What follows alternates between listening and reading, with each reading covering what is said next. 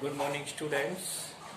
In today's class, we will discuss new topic, new chapter, statistics, chapter 14. We have learned in 7th class, 8th class also. आपने 7th class, 8th class में भी पढ़ा होगा statistics के बारे में. सबसे पहले हम स्टैटिस्टिक्स के बारे में आपको इसकी बताते हैं क्या है. Statistics word. This is used for represented by basically data. The form of representation of the data, different type of data is called statistics. अब इसमें सबसे पहले क्या आता है, what is statistical data? Statistical data क्या होता है? डेटा बेसिक क्या होता है? बेसिकली इंफॉर्मेशन का कलेक्शन ही डेटा होता है. चाहे वो मैथमेटिकल इंफॉर्मेशन हो या थ्योरेटिकल हो या कोई फैक्ट हो. Information collection of information is called data. और स्टैटिस्टिकल डेटा में क्या आते हैं? Information, facts, figure which are numerical and collected with a definite purpose, जिनको एक डेफिनिट पर्पज के लिए कलेक्ट किया जाता है. सपोज करो कि किसी क्लास के बच्चों की सारे स्टूडेंट्स की information, admission number, name, roll number, test marks, है ना, ये सारी चीजें, अटेंडेंस, ये कलेक्शन क्या होता है? क्लास टीचर रखता है, सारी इंफॉर्मेशन रखता है. ये क्या है? This is the data of a particular class. तो इसमें सब भी आ गए, फैक्ट्स भी आ गए, रीजन भी आ गए, फिगर भी आ गए, न्यूमेरिकल भी आ गए. तो ये सब क्या बोलते हैं इसको? क्योंकि उसका एक पर्पज हो गया है कि हमें इस क्लास की एक इंडिविजुअल इंफॉर्मेशन रखनी है. ठीक है. सपोज करो किसी स्टूडेंट के बारे में पूछा जाए तो उसको किससे पता चलेगा? एडमिशन नंबर से. एडमिशन नंबर से सारी चीजें निकल जाएगी, उसका नाम, एड्रेस, फोन नंबर, मार्क्स, कितने टेस्ट हुए, क्या हुआ. तो इन सब के लिए हम स्टैटिस्टिकल डेटा का यूज करते हैं. अब ये भी स्टैटिस्टिकल डेटा के टाइप्स होते हैं, प्राइमरी और सेकेंडरी. प्राइमरी और सेकेंडरी में आपको डिफरेंस बताता हूँ क्या होता है. Primary data it means any information collected directly. अगर कोई इंफॉर्मेशन में खुद कलेक्ट करता हूं, that is called primary data. और सेकेंडरी क्या होता है? किसी इंफॉर्मेशन को दूसरे के द्वारा कलेक्ट की हुई इंफॉर्मेशन को मैं आपको बताऊं, दैट इज सेकेंडरी. सपोज करो बुक की नॉलेज में आपको बता रहा हूं, तो ये सेकेंडरी हो गया. और मैं अपनी तरफ से कोई एग्जांपल देकर बता रहा हूं, दिस इज प्राइमरी. अब एक और एग्जांपल देते हैं कि कहीं पर कोई एक्सीडेंट हुआ, एक पर्सन तो उसको खुद देख रहा है और आके बता रहा है कि वहां पर ये चीज हो गई, और दूसरा ही उसको न्यूज़पेपर में या टीवी वॉच करने के बाद बता रहा है. इसका मतलब इसमें दो तरह के डेटा हो गए. पहले वाले ने जो इंफॉर्मेशन दी वो उस पॉइंट पर ऑन द स्पॉट खुद था, यानी उसने इंफॉर्मेशन डायरेक्ट ली, that is called primary data. दूसरे ने किसी के अदर सोर्स से इंफॉर्मेशन ली, तो क्या बन गया? वो secondary data. This is the difference between primary and secondary data. अब आता है representation of data in different forms. हम इस डेटा को डिफरेंट फॉर्म्स में कैसे रिप्रेजेंट करते हैं, क्या क्या होता है. जैसे पहला होता है रॉ डेटा. इसको बोलते हैं, इसके भी टू टाइप्स होते हैं, ordered array and frequency distribution. Ordered array मान लो किसी नंबर्स को, किसी ग्रुप्स ऑफ नंबर्स को हमने वैसे ही लिख दिया, दैट इज ऑर्डर. और फ्रीक्वेंसी डिस्ट्रीब्यूशन, फ्रीक्वेंसी डिस्ट्रीब्यूशन कहाँ यूज होता है? Suppose we are making the information of the student according their height. और एक ही हाइट के चार बच्चे हो गए, जैसे 150 सेंटीमीटर. इस सेंटीमीटर हाइट के कितने बच्चे हो गए? 4.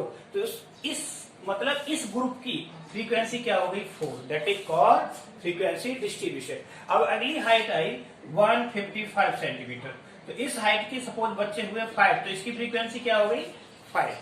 यानी एक ग्रुप बनाना पर्टिकुलर. अब ये ग्रुप पर्टिकुलर टू टाइप से हो जाते हैं. एक तो होता है अनग्रुप्ड फ्रीक्वेंसी डिस्ट्रीब्यूशन, जिसका ग्रुप, और दूसरा होता है ग्रुप. अनग्रुप मतलब ग्रुप नहीं है, मतलब जैसे हमने इंडिविजुअल हर बच्चे की अलग अलग ले रहे हैं, और ग्रुप में क्या है, मैंने एक फिक्स रख दिया कि 150 to 155. अब इसमें सारी हाइट्स आ गई, 150 आ गया, 151 आ गया, 152, 153 और 154 तक आ गए. तो ये एक इंडिविजुअल ग्रुप आ गया, that is called group data. और ये अनग्रुप डेटा, जैसे इंडिविजुअल, जैसे 151, 150 अनग्रुप, ग्रुप और अनग्रुप. इन सबको रिप्रेजेंट करने के लिए सबसे पहले 9th क्लास में दिया गया है फ्रीक्वेंसी डिस्ट्रीब्यूशन टेबल, जिसे हम बोलते हैं टैली मार्क्स टेबल। क्या बोलते हैं? Tally marks table. उस टेबल की हेल्प से हम फ्रीक्वेंसी डिस्ट्रीब्यूशन टेबल बनाते हैं। ठीक है, अब टेबल में उसमें होता क्या है मैं आपको बताता हूं। जैसे कि मान लो एक इंडिविजुअल ग्रुप है 0 to 10 और इस ग्रुप में सपोज करो पहले 4 स्टूडेंट आ गए, तो हमने इस तरह से टैली मार्क्स लगाए 1 2 3 4।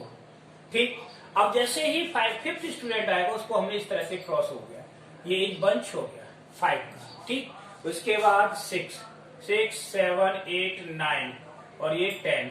अब देखें टोटल नंबर ऑफ स्टूडेंट कितने हो गए? 10 हो गए। तो ये इस तरह से फ्रीक्वेंसी डिस्ट्रीब्यूशन टेबल बनेगा। अभी नेक्स्ट उसमें आपको बताता हूँ। ठीक है,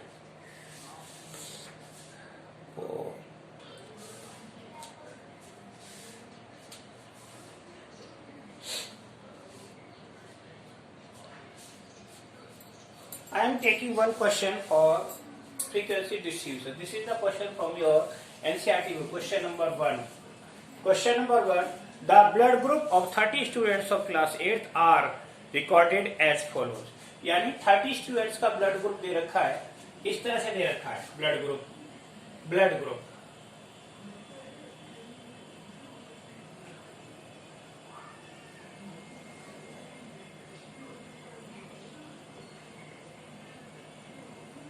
of 30 students.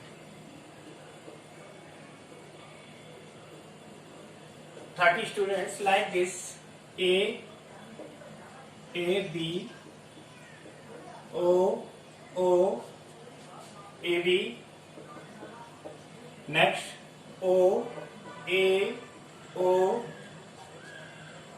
B, A, O, B, A,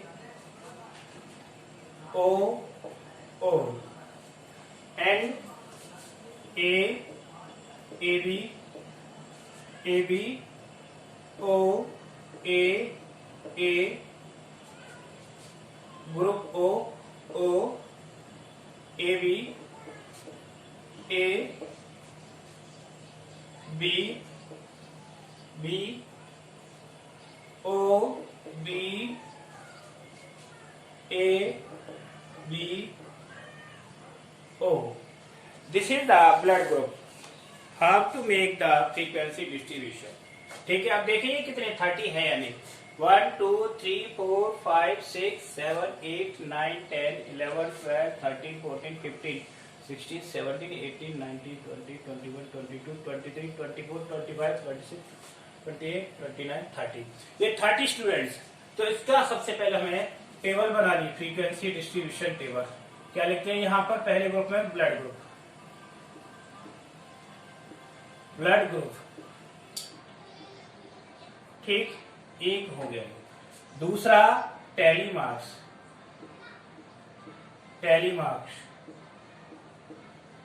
ठीक। तीसरा क्या लिखते हैं? फ्रीक्वेंसी, ठीक। इस तरह से देखिए ये 3 हो गए। पहला ग्रुप क्या है हमारा? ए लिया पहले, ब्लड ग्रुप ए। दूसरा बी, तीसरा ओ और नेक्स्ट ए। 4 ही ब्लड ग्रुप है, ठीक। अब ये देखना है ब्लड ग्रुप ए वाले कितने स्टूडेंट्स हैं। यहां से काउंट करेंगे 1 2 3 4 5 6 7 8 और 9। तो कितने स्टूडेंट्स हैं? 9। अब हमें टैली मार्क्स कैसे लगाना है? 1 2 3 4, 5 के लिए इस तरह से क्रॉस कर दिया, 5 हो गया, एक बंच कंप्लीट। फिर उसके बाद 4 1 2 3 4। तो ये टोटल कितने हो गए? 5 और ये 4 9। तो पहले ग्रुप की फ्रीक्वेंसी कितनी हो गई? 9। अब देखते हैं बी ग्रुप वाले कितने हैं। 1 2 3 4 5 6। तो 6 स्टूडेंट हो गए ब्लड ग्रुप बी। 1 2 3 4 5 और 6। ये हो गया इसका फ्रीक्वेंसी 6। तीसरा है ओ ग्रुप सबसे ज्यादा है। काउंट करो 1 2 3 4 5 6 7 8 9 10 11 12। तो ये 12 हो गए। तो 12 के लिए देखो इस तरह से बनाना है 1 2 3 4 5 एक कंप्लीट 1 2 3 4 5 10 हो गए और 1 2। तो देखो 5 5 10 और 2 12। तो कितना हो गया इसका 12। अब देखें ए बी को 1 2 3 ओनली 3। तो 1 2 3 तो कितने हो गए 3। अब ये देखना है सबका सम टोटल कितना हो रहा है 30 है या नहीं। ठीक है तो कितना हो गया 50 टाइम्स 6 50। तो कितना हो गया टोटल इसका 30 हो गया कि नहीं। This is the tally marks of this 30 students of class 8 according their blood group। इसको ब्लड ग्रुप के अकॉर्डिंग हमने इसमें टैली मार्क्स बनाया। तो इस तरह से फ्रीक्वेंसी डिस्ट्रीब्यूशन टेबल बनती है। जो पहली एक्सरसाइज है आपको इसमें इसी तरह से टेबल बनानी पड़ेगी। कहीं ग्रुप डाटा की ये इंडिविजुअल हो गई, अनग्रुप डाटा हो गया। अभी क्लास वाइज भी होंगी, मैं आपको वही बताता हूँ। Next question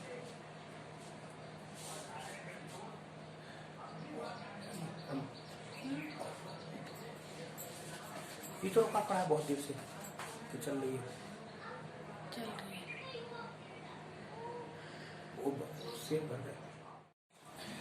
This question from your NCERT book, the place value of pi up to 35 decimal points।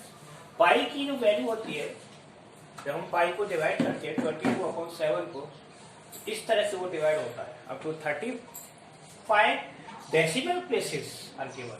अब आप सोचिए कि हम मोस्टली क्या लेते हैं 3.14 यहां तक लेते हैं, लेकिन 35 के बाद फिर रिपीट होता है। ठीक है इसीलिए इसको हमने इरेशनल में कहा था, मैंने बताया था फर्स्ट चैप्टर में। अब इसमें क्या है हमें फ्रीक्वेंसी डिस्ट्रीब्यूशन बनाना है किसका डिजिट्स अब 0 to 9 तक कितने डिजिट और कितनी बार रिपीट हुआ इसका फ्रीक्वेंसी डिस्ट्रीब्यूशन। तो सबसे पहला काम है पहला कॉलम डिजिट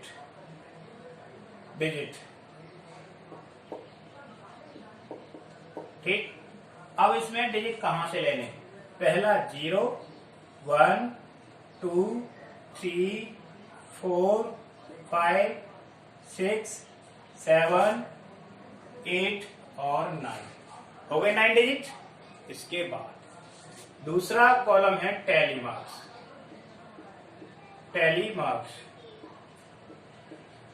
ठीक टैली मार्क्स। और तीसरा कॉलम है फ्रीक्वेंसी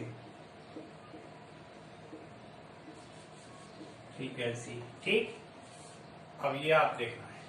तो अब इस पॉइंट को देखें आफ्टर डेसिमल के बाद देखना हमें 35। डेसिमल से पहले की डिजिट काउंट नहीं करनी है, 3 को काउंट नहीं करना है। तो आफ्टर डेसिमल 0 कितने बार आया है यहां से यहां तक देखें सारे नंबर्स को। तो डिजिट 0 ओनली 1 टाइम। कितनी बार 1 टाइम। तो इसकी फ्रीक्वेंसी क्या हो गई 1। अब देखिए दूसरा सेकंड 1 कितनी बार आया है देखो यहां पर सभी नंबर्स को 1 2। फिर उसके बाद यहां से देखते हैं कहीं 1 है नहीं है। तो 1 कितनी बार आया है 2 टाइम 1 2।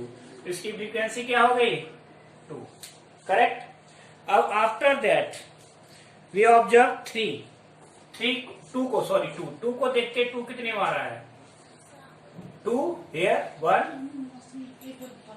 2 3 4 और 5।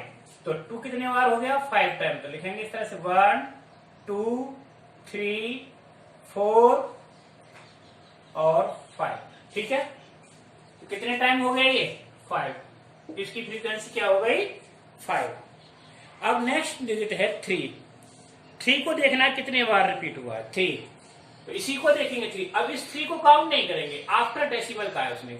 तो आफ्टर डेसिमल 1 2 3 4 5 और 6। तो कितनी हो गई इसमें 6।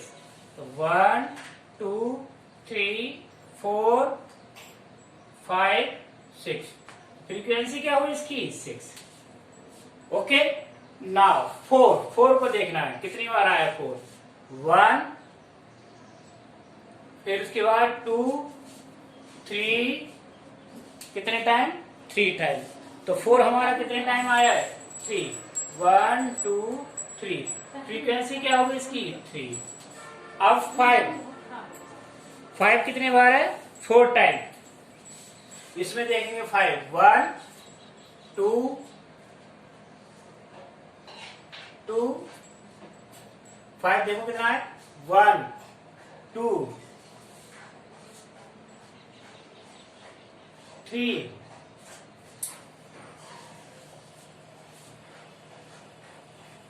4 टाइम है 5 कितने टाइम 4 टाइम। 1 2 और 3 4, तो कितना हो गया इसमें 1 2 3 4, तो 5 का कितना हो गया 4। अब यूनिट डिजिट 6 देखेंगे, 6 कितने बार रिपीट हुआ है। 6 को देखें कितना है 6। 1 1 1 2 3, ओनली 3 टाइम। 6 1 2 3, इसकी फ्रीक्वेंसी कितनी हो गई 3।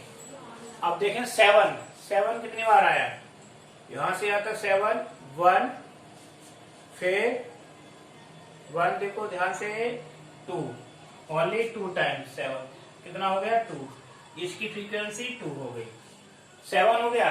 नाउ 8 को काउंट करेंगे, देखो कितना है, यहां से यहां तक 8 1 2 3 4 5, तो 8 कितने बार है हमारा 5, तो 1 2 3 4 5, इसकी फ्रीक्वेंसी क्या हो गई 5। अब आया 9 कितने बार है 4 टाइम, तो 1 2 3 4, तो ये हो गया 4। अब देखिए इसका टोटल करके देखेंगे, टोटल कितना आएगा 35, क्योंकि ये 35 ही पॉइंट डिजिट है आफ्टर डेसिमल। इस तरह से ये फ्रीक्वेंसी डिस्ट्रीब्यूशन हो गया।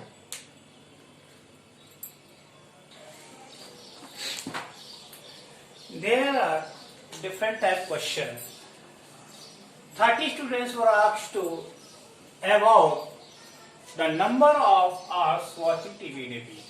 30 स्टूडेंट्स से कहा गया कि आप अपने पूरे वीक के नंबर ऑफ आवर्स बताएं, किसी बच्चे ने कितने घंटे टीवी देखा। अब इसको एक ग्रुप में बनाना पड़ेगा, इसमें ग्रुप डाटा में, क्यों कि इसमें अलग अलग है। अब ये देखना पड़ेगा कितने बच्चे ऐसे हैं जिन्होंने 5 घंटे तक देखा, यानी 0 to 5 आवर, कितने ऐसे हैं जो 5 to 10 आया। तो हमने एक इंडिविजुअल ग्रुप ले लिया। क्या ले लिया ग्रुप, तो ग्रुप बनाएंगे पहले ग्रुप, ठीक है ना। उसके बाद टैली और फ्रीक्वेंसी, ठीक। अब ग्रुप में पहला ग्रुप मैंने जो लिया 0 to 5, यानी 0 से 5 आवर्स तक टीवी देखने वाले बच्चों का ग्रुप बनाया, ठीक। कितने बच्चे। दूसरा जो ग्रुप बनाया वो लिया ग्रुप 5 to 10। तीसरा ग्रुप 10 to 15 और फोर्थ ग्रुप 15 to 20। अब इसमें देखिए 20 आवर्स से ज्यादा कोई नहीं है, तो ये हमारा लास्ट ग्रुप हुआ 15 to 20। अब देखें ये इसमें टैली मार्क्स का ये रूल है, जब ग्रुप डाटा आता है, जैसे 0 से 5 है पहला ग्रुप, तो 5 को यानी इसे बोलते हैं लोअर लिमिट और इसे बोलते हैं अपर लिमिट। अपर लिमिट को कभी भी पहले ग्रुप में काउंट नहीं करते। ये 5 जो नंबर आएगा 5 आर इस ग्रुप में नहीं होगा, वो कहाँ आएगा दूसरे में। तो अब हमें कहाँ तक लेना है 0 से 4 तक। देखो 0 से 4 तक टीवी वॉच करने वाले कितने बच्चे आ रहे हैं, लाइन वाइज देखेंगे 1 2 3 4 5 6 7 8 9 10। ओनली 10 स्टूडेंट्स ऐसे हैं जिन्होंने 0 से लेकर 5 आवर्स तक टीवी वॉच किया। तो पहली मार्क्स बनाएंगे 1 2 3 4 5, पहला ग्रुप। 1 2 3 4 5 दूसरा ग्रुप। तो इसकी फ्रीक्वेंसी क्या हो गई? 10 हो गई। हो गई 10। अब आते हैं दूसरा ग्रुप, कौन सा? 5 वाला, 5 to 10। 5 to 10 है, इसमें 5 को काउंट करेंगे लेकिन 10 को नहीं। तो कहां कर लेंगे? 5 से 9 तक।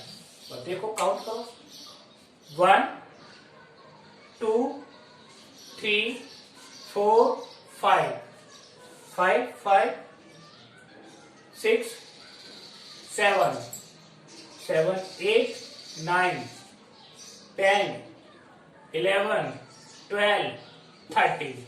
तो इसमें कैसे कितने बच्चे बने? इसमें 13 इस ग्रुप में। तो 13 की 10 मार्क्स होना, 1 2 3 4 5 पहला बंच, 1 2 3 4 5 दूसरा, और 1 2 3। तो कितना हो गया इसकी फ्रीक्वेंसी? 13। अब आया तीसरा ग्रुप। तीसरा ग्रुप है 10 to 15। तो इसमें 15 को नहीं लेंगे, कहां से लेंगे? 10 से 14 तक। तो फर्स्ट लाइन में देखें 10 से 14 में 1 ओनली 1, दूसरी लाइन में 2 3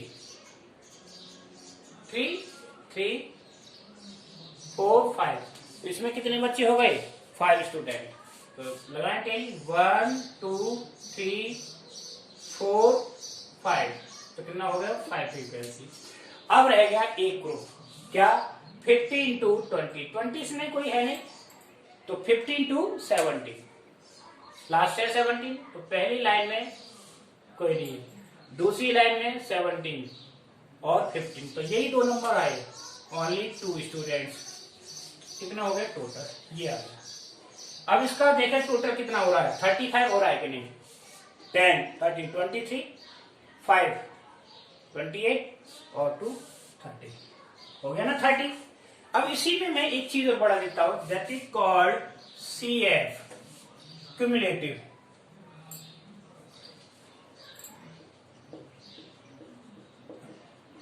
क्यूमुलेटिव फ्रीक्वेंसी। क्यूमुलेटिव फ्रीक्वेंसी क्या होती है? क्यूमुलेटिव फ्रीक्वेंसी के लिए जैसे पहली लाइन है, इसको 10 एडिट प्लस 0, तो कितना आ गया? 10 आ गया। अब जो दूसरी CF बनेगी, इसको इसमें प्लस करेंगे, 13 प्लस 10, तो कितना हो गया? 23। तीसरी लाइन के लिए 13 को 5 में प्लस करेंगे, तो कितना? 23 प्लस 5 28। अब इसमें ये करेंगे प्लस, तो 28 प्लस 2 इज इक्वल टू 30। इस तरह से CF बनती है। फ्रीक्वेंसी का टोटल और लास्ट CF बराबर होनी चाहिए। Is it clear? ये है।